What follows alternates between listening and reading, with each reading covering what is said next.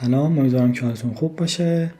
قراره که از این به بعد کامنت هایی که داخل سایت داده میشه یا سوالاتی که پرسیده میشه رو به صورت ویدیویی پاسخ بدیم. من این هفته 3 تا کامنت رو در واقع میخوام که توضیح بدم. به 3 تا سوال میخوام توضیح بدم که اینا مربوط میشه به نرم افزار SPSS. خوشحال میشم که حمایت بکنید، سابسکرایب بکنید داخل سایت. اگر سوالی دارید حتما بپرسید. آدرس سایت ما هم در واقع سایت کوکرانا هست، یا اگر بخوام بنویسمش انگلیسیش رو بخوام بنویسمش میشه کوکرانا.ir. یه اچی هم در واقع اینجا داره. خب نوید پرسیده که خب ما دسته ای از اعداد به عنوان نمره داریم، چگونه در SPSS باید اونا رو به صورت تقسیم شده بزرگتر یا کوچکتر از یک عدد نمایش داد؟ مثلا اعداد 1 تا 80 رو به صورت دسته های ای مساوی با 80 بزرگتر نمایش داد. اینو من متوجه نشدم، اما اینی که اینجا نوشته شده رو من متوجه نشدم نوید، اما فکر میکنم که بدونم که منظورت چیه. خب من SPSS رو باز میکنم، یک متغیر در واقع میسازم، اسمش هم مثلا میذارم نامبر. خب نوید میگه که ما یک دیتایی داریم که حالا ممکنه هر عددی بین 1 تا 80 بگیره. نمره است دیگه، مثلا 10 50 40 80 مثلا من روندم نباشه 42 12 25 چه میدونم 78 89. میخوایم این دسته بندی کنیم، یعنی بگیم که مثلا اگر که درست متوجه شده باشم این شکلیه که بگیم نمرات کمتر از 50 توی دسته قرار بگیره، نمرات بیشتر از 50 هم توی دسته دیگه ای در واقع باشه، یا حالا ممکنه که 3 تا دسته 4 تا دسته شما بخوای انتخاب بکنید. خب برای این کار ما بایستی از دستور در واقع ریکود استفاده بکنیم و بیایم در واقع این قسمت ریکود into different variable. پس از ترانسفورم رفتم توی different. چرا same نه؟ دلیلش اینه که ما نمیخوایم روی همون ستون تغییرات رو اعمال بکنه. خب دیتایی که میخوایم در واقع دسته بندی بشه رو وارد کادرش میکنیم. اینجا باید یه اسمی برایش انتخاب کنیم. حالا من سی نامبر به مفهوم کاتگوریکال نامبر اینجا می نویسم و چنج رو میزنم. اینجا اگر نگاه کنید نامبر داره تبدیل میشه به سی نامبر یا کاتگوریکال نامبر. خب بایستی روی این گزینه کلیک بکنیم و تعریف بکنیم. بگیم که خب فرض بکنید که ما میخوایم نمرات مثلا 60 به پایین رو بگیم که دسته پایین، یا دسته کم، و نمرات 60 به بالا رو بگیم که نمرات زیاد. خب پس من میتونم بگم که نمرات در واقع بین 0 تا 60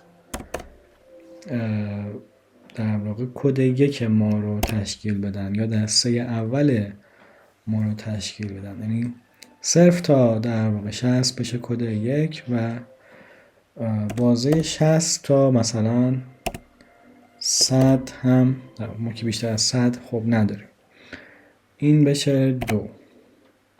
خب البته از اینجا هم میتونستیم، از این گزینه هم میتونستیم استفاده کنیم، بگیم که کمتر از 60 بشه 1 و در واقع بیشتر از 60 بشه 2.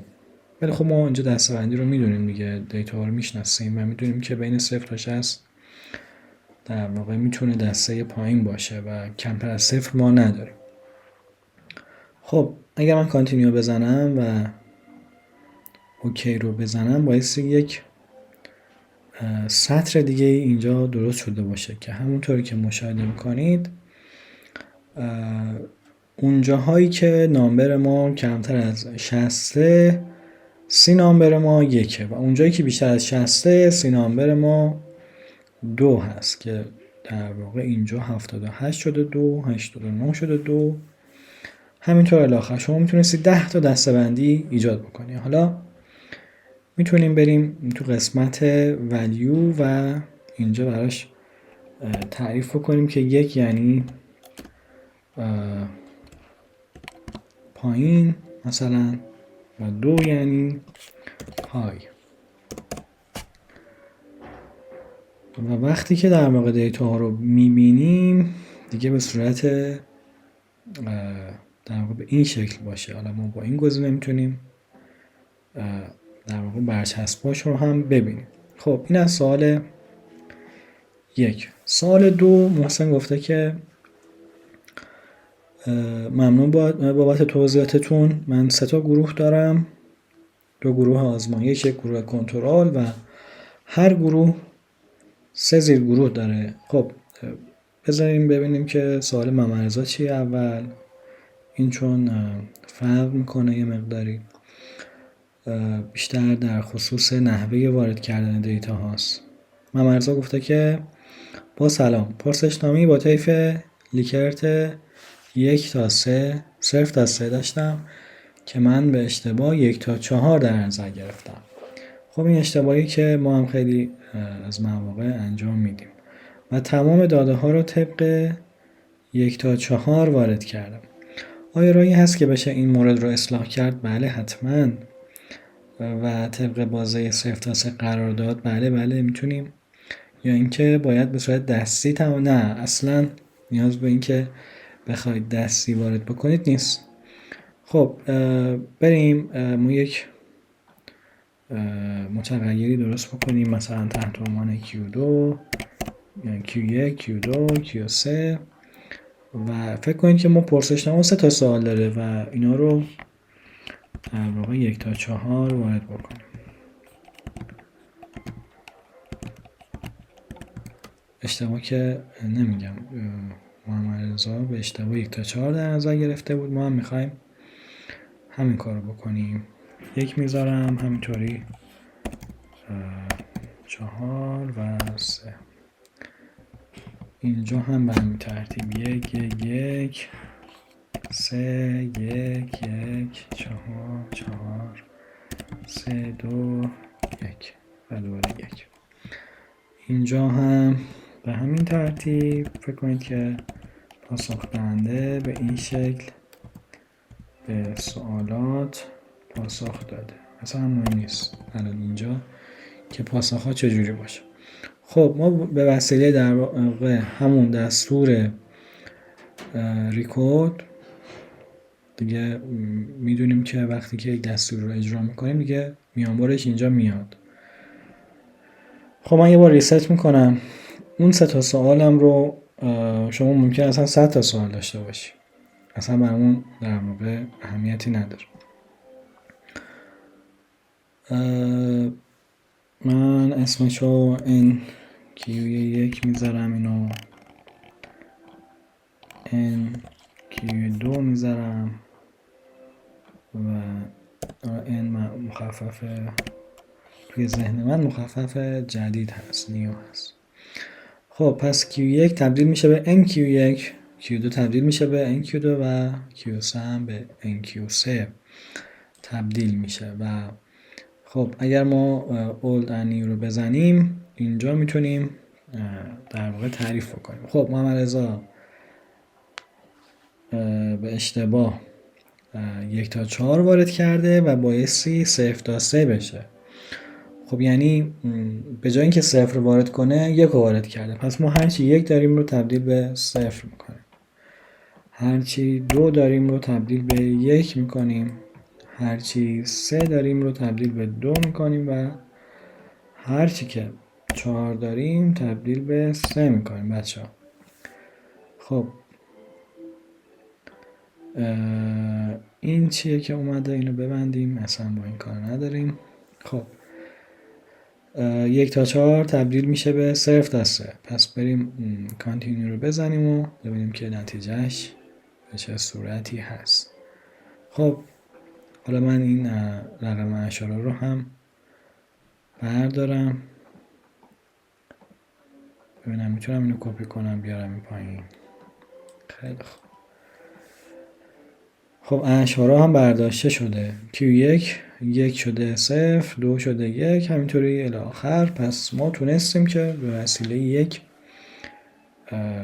ریکورد کردن همه این کار رو انجام بدیم. خب ما نمیتونستیم دستی اینا رو درست بکنیم، چون ممکن بود تعداد سوالاتمون خیلی زیاد باشه و همچنین تعداد افرادی که در واقع پاسخگو بودن هم ممکن بود که زیاد باشه و همیشه اینقدر کم نیست و بهتر بگیم که اصلا اینقدر کم نیست. خب بریم به سوال محسن بپردازیم. محسن گفته که ممنون بابت توضیحاتتون، منم از شما ممنونم بابت نظرتون. و گفته که من 3 تا گروه دارم، 2 تا گروه آزمایش، 1 گروه کنترل و هر گروه 3 زیرگروه داره. چه جالب. پس ما در واقع میتونیم بگیم که 9 تا گروه داره. یعنی مثلا گروه آزمایش اول شامل گروه مقدماتی، متوسط و پیشرفته هست. بقیه گروه هم همینطور. چگونه اطلاعات رو وارد کنم؟ در این صورت ممنون میشم کمک کنید. خب محسن خیلی راحت میتونیم این کار رو انجام بدیم. من برای اینکه این توضیح بدم بایستی یه فایل دیتای جدیدی باز بکنم. خب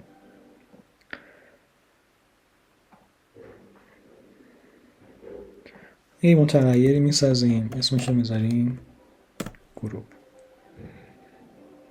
و یه متغیر دیگه میسازیم، اسمش هم میذاریم ساب گروپ. خب یعنی برای ما وجر نوشت. خب ساب گروپ و میخوایم که تعریف کنیم. ما یک نمونه داریم که میدونیم که مربوط میشه به گروه اول و زیرگروه اول، که مثلا ما میخوایم یه چیزی از این در واقع نمونه اندازه گیری کنیم. مثلا ممکنه که شما بخوای وزن این نمونه رو حساب کنیم. خب مثلا وزنش ممکنه بشه 3. دوباره نمونه بعدی تو نگاه میکنیم میبینه گروه 1 ساب گروپ 2 باز فرق نمیکنه، وزنش رو اینجوری وارد میکنیم. میبینی که نمونه بعدیت گروه 3 و ساب گروپش چنده؟ متوسط، پیشرفته است یا چی بود؟ مقدماتی، متوسطه و پیشرفته. خب در واقع اینجا مثلا مقدماتیه و وزنش هم 6. همینطوری الی آخر وارد میکنیم. حالا در کنار وزن مثلا شما ممکنه که چه میدونم سن رو هم داشته باشی، نمیدونم که نمونت چیه، هر چیزی که میخواد باشه. مثلا اگر جانورا هستن خب میتونه وزن یه شاخص باشه، میتونه باز در واقع اون اندازه اون جانور باز یه نمونه باشه. یا اگر سلولا هستن نمونهات سلولیه باز اون فرق میکنه، یعنی کلا ویژگیات فرق میکنه، ولی در کل قالب وارد کردن دیتاهات همین شکلیه. حالا برای اینکه مشخص بشه که 1 چیه 2 چیه میریم لیبلش رو مشخص میکنیم. ما میگیم که اینو اشتباه زدم، بریم تو قسمت values. ما میگیم که 1 معرف کنترله، گروه کنترله. 2 میشه کیس 1 یا آزمایش اول. 3 میشه کیس 2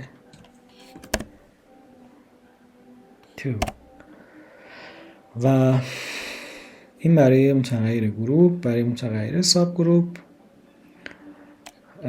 1 میشه مقدماتی یا حالا اینترو که حالا مقدماتیشو بنویسیم بهتره. 2 میشه متوسط، 3 میشه ادوانس یا پیشرفته. حالا فارسی وارد کردیم، بقیهش هم فارسی وارد میکنیم. خب الان کاملا مشخصه که داریم چی کار میکنیم. خب نمونه براتون میاد، میتونید که اول کنترل‌ها رو وارد کنیم و برای هر کنترل مشخص باشه که متوسطه یا مقدماتیه یا در واقع پیشرفته است. به ترتیب میتونی کنترل‌ها رو وارد کنی، بعد کیس 1 رو وارد کنی، بعد کیس 2 رو وارد کنی، هر طور که دلت بخواد. در انتها هم میتونی از قابلیت سورت هم استفاده کنی اگر که به ترتیب وارد نمیشه. خب این بود اون چیزی که من میخواستم به این 3 سوال به صورت ویدیویی پاسخ بدم، چون واقعا نمیشد صورت متنی پاسخ داد.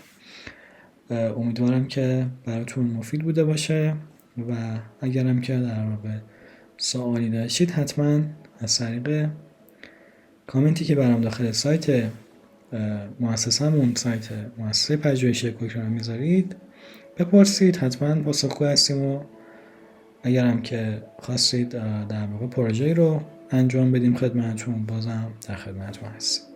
موفق باشید.